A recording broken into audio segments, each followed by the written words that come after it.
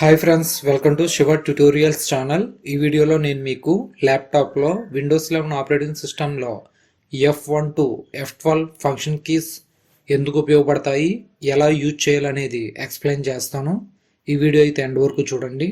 ముందుగా ఫంక్షన్ కీస్ను అన్లాక్లో పెట్టుకోవాలి. Function key plus escape key press చేస్తే ఫంక్షన్ కీస్ లాక్ మరియు అన్లాక్ అవుతాయి. ఫంక్షన్ కీస్ను అన్లాక్లో పెట్టాను. ఫస్ట్ కీ వచ్చేసి F1. ఈ F1 కీ హెల్ప్ కోసం యూజ్ అవుతుంది. విండోస్లో ఉండి F1 ప్రెస్ చేస్తే విండోస్ యొక్క హెల్ప్ ఓపెన్ అవుతుంది.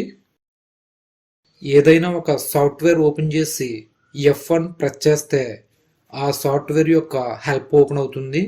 ఈ విధంగా F1 యూజ్ అవుతుంది.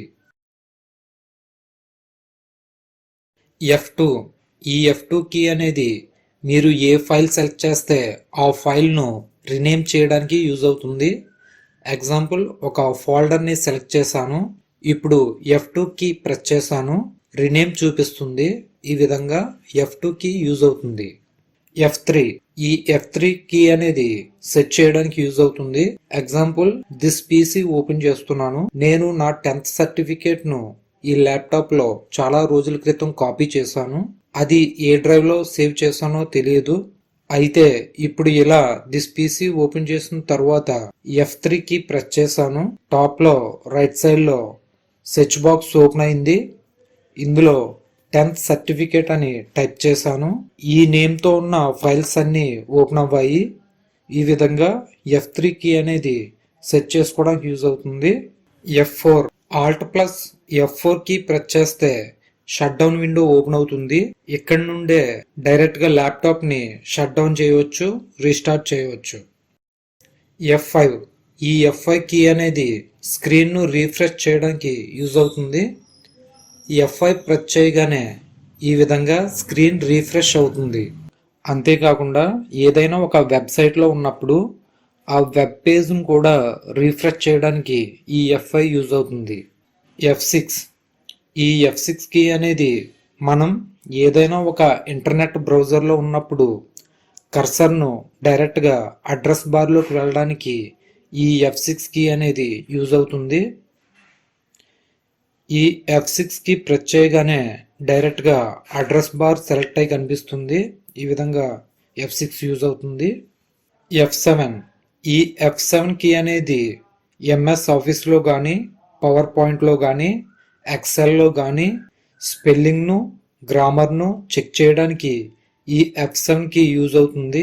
షిఫ్ట్ ప్లస్ F7 ప్రెస్ చేస్తే రీసెర్చ్ విండో ఓపెన్ అవుతుంది. ఈ విధంగా F7 యూజ్ అవుతుంది. F8.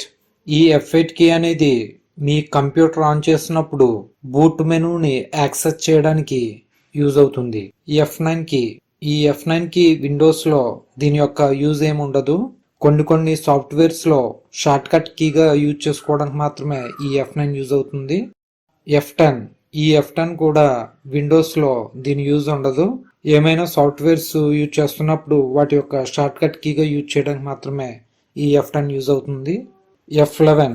ఈ F11 కీ మీరు ఓపెన్ చేసిన ఇంటర్నెట్ బ్రౌజర్ని ఫుల్ స్క్రీన్లో పెట్టడానికి, మళ్ళీ ఒరిజినల్ స్క్రీన్లోకి పెట్టడానికి యూజ్ అవుతుంది. F12. ఈ F12 కీను ప్రెస్ చేస్తే మైక్రోసాఫ్ట్ వర్డ్లో save as dialog box open అవుతుంది. ఈ విధంగా F1 టు F12 కీస్ ఉపయోగపడతాయి. ల్యాప్టాప్ బేసిక్స్ పార్ట్ 34 వీడియోతో మళ్ళీ కలుసుకుందాం.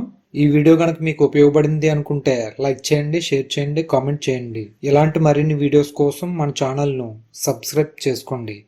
Thanks for watching.